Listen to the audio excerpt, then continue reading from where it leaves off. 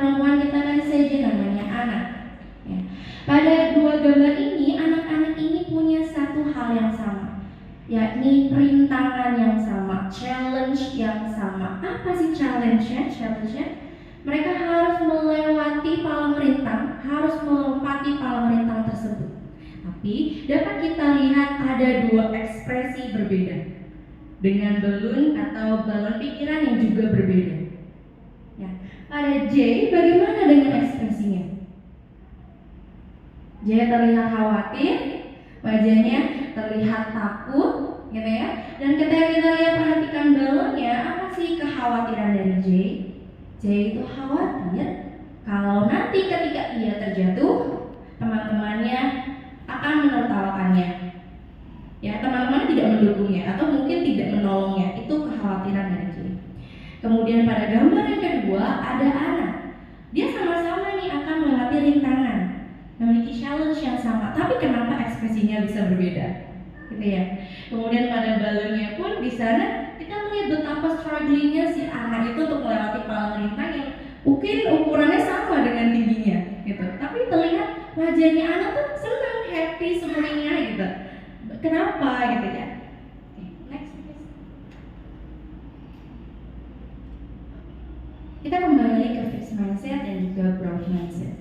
Pada J, kenapa wajahnya bisa khawatir? Karena J di sini lebih dominan pada fixed mindsetnya. Ya, apa sih fixed mindset itu? Fixed mindset adalah percaya bahwa semua kemampuan yang dimilikinya sudah ada pada dirinya, seperti talent dan bakat. Dan hal itu, dirinya percayai bahwa talent dan bakat itu nggak bisa berkembang, gitu. Jadi kita kan selalu pernah dengar, iya aku tuh nggak bisa kayak dia, itu bukan bakat aku, gitu. Itu fixed mindset, gitu. Dia mah lebih pintar, aku mah nggak bisa, aku nggak akan bisa kayak dia, gitu. Ada juga yang menangis, baru kita kasih challenge, kasih tugas, kasih soal, gitu ya. Ada yang udah, iya apa sih ini nggak bisa, gitu. Sering saya temui hal seperti itu. Maka kita bisa kategorikan anak itu dengan fixed mindset atau ragu untuk mencoba. Miss, aku salah nggak apa-apa kan ya, gitu. Paling sering. Miss, aku jawabannya nanti kalau misalnya salah, aku dimarahin nggak? Aku nilainya jelek nggak? Gitu. Dimasukin rapot nggak Miss nilainya? Gitu. Itu ketakutannya. Itu bisa kita kategorikan sebagai fixed mindset. Lalu bagaimana dengan anak yang kita kategorikan sebagai growth mindset? Growth mindset adalah percaya bahwa kemampuan baru dapat dikembangkan dan terus tumbuh melalui latihan dan usaha kerasnya. Biasanya anak-anak dengan yang memiliki growth mindset ini, mereka akan merasa punya challenge. Wah, ini mah bagus nih, kita coba gitu. Aku mau melakukan, atau wajahnya pun sudah kelihatan biasanya lebih bahagia.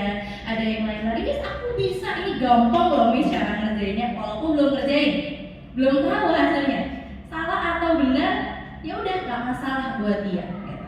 Karena apa? Pada anak-anak growth mindset ini merasa bahwa ya udah itu challenge gitu. Itu tantangannya. Kalau saya belum dapat nilai bagus, it's okay. Saya belum bisa menjawab, it's okay juga gitu. Kan kata Missnya saya nggak diomelin gitu. Biasanya gitu. Jadi Missnya nggak marah nih, pasti dia akan senang gitu. Ya, jadi fixed mindset dan growth mindset ini bisa dengan mudah kita lihat pada anak-anak, terutama kelas 1 dan kelas 2 itu gampang banget. Kayak gini ya. Oke, bisa lihat. Oke.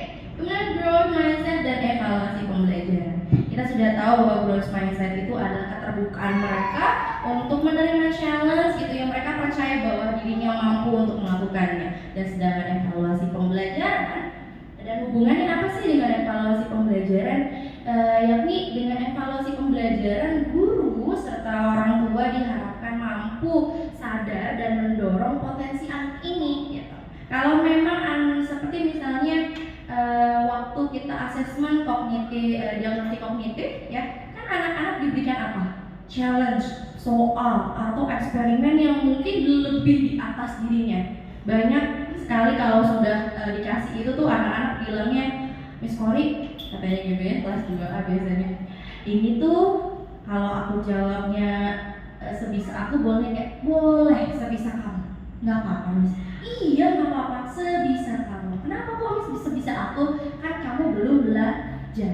Makanya kita katakan itu challenge yang berada di atas dirinya. Mereka memang belum belajar.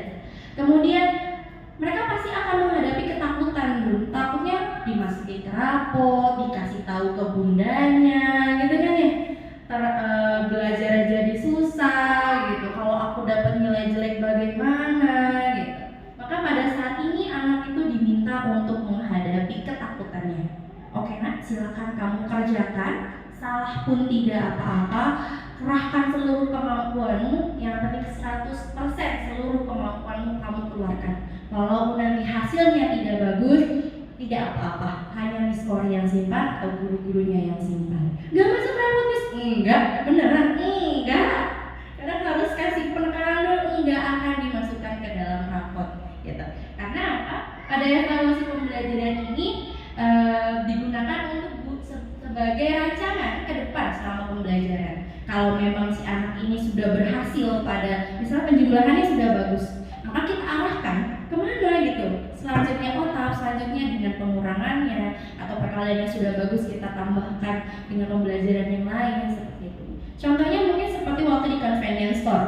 Ya, ketika kita proyek convenience store, anak yang sudah pintar menulis, kemudian pandai berhitung gitu ya, kita tidak jadikan dia sebagai